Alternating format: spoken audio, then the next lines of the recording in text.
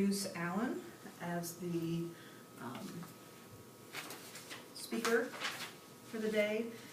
Alan, I actually left your introduction that you gave me at my desk.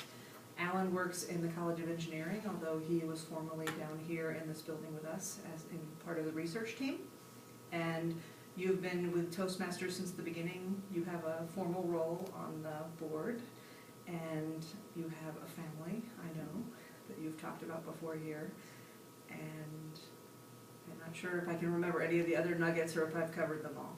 But I know that you've played a key role, and you're very much a networker and a connector here at Cornell. And I think it's been noted and appreciated about you. And his topic today is going to be the subject 6. Thank you.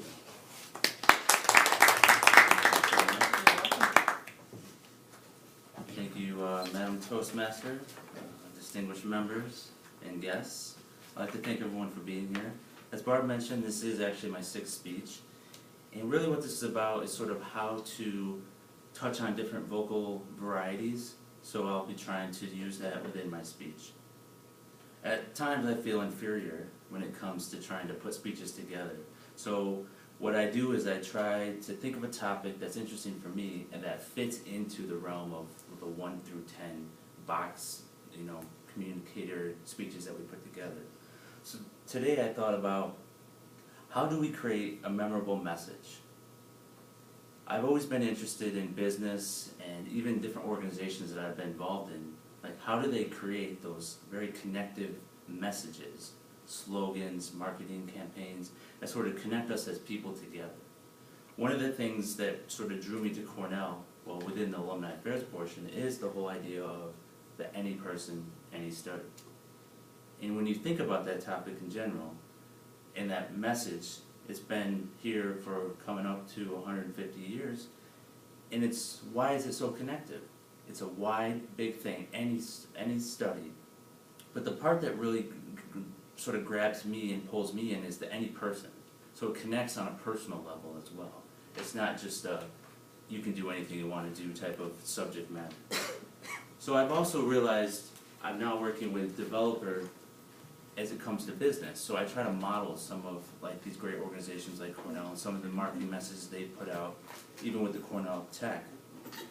And the business that the developer and I are trying to work on is called Pocket Sites.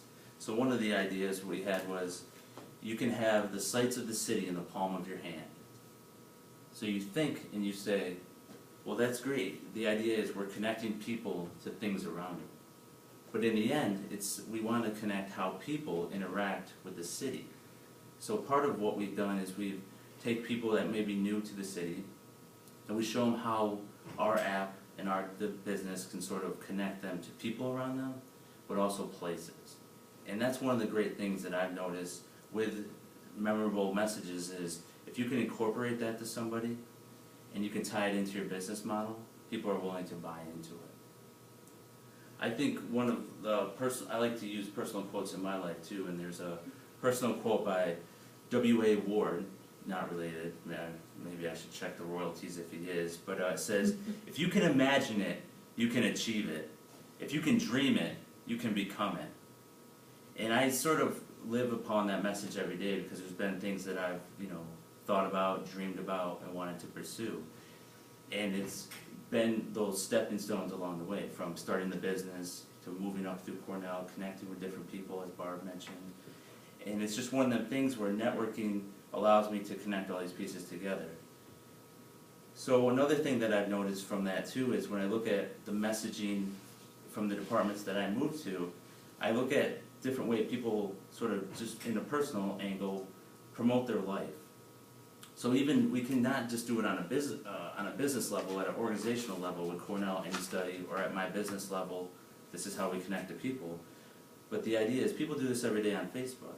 Some people are better at it than others. Some people will post a message and say, the time of my life.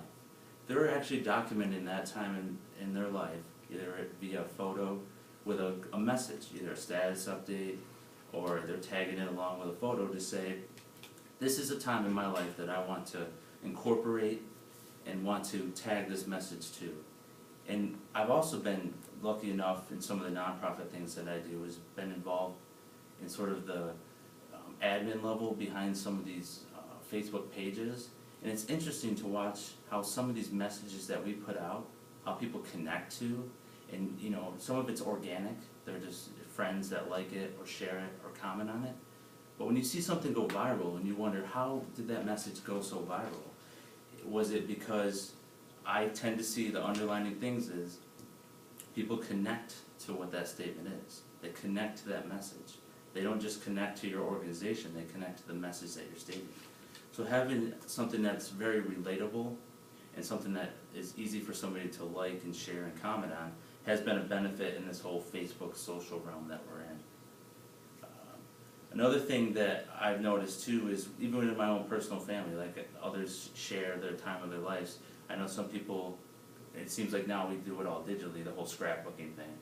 But we used to, there's times where you share messages along the photos that we take upon our life.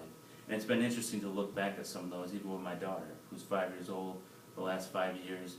I've been able to look back through books, through her schools, and see these are times in her life that have been tagged with different, very memorable messages and times. And it was important for me to see that and connect with that. And I was just saw some of the moments that were recalling in my mind from some of the great messages that were tagged onto some of the statements.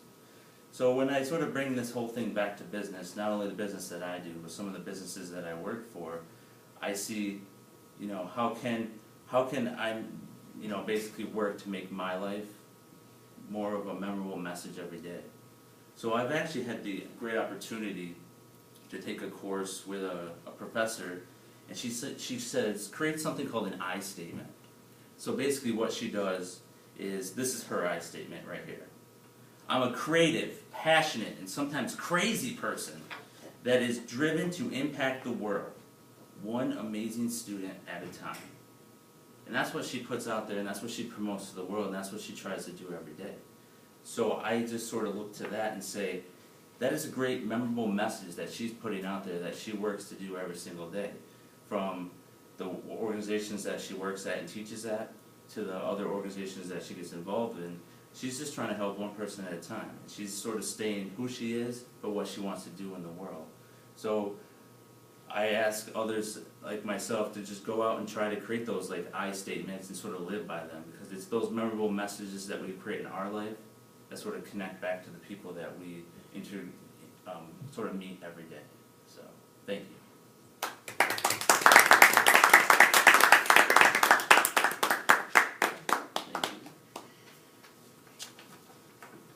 I'm going to pass around these papers. We take a moment to offer some feedback to the speaker. I don't know, Mindy, can you define what people are writing?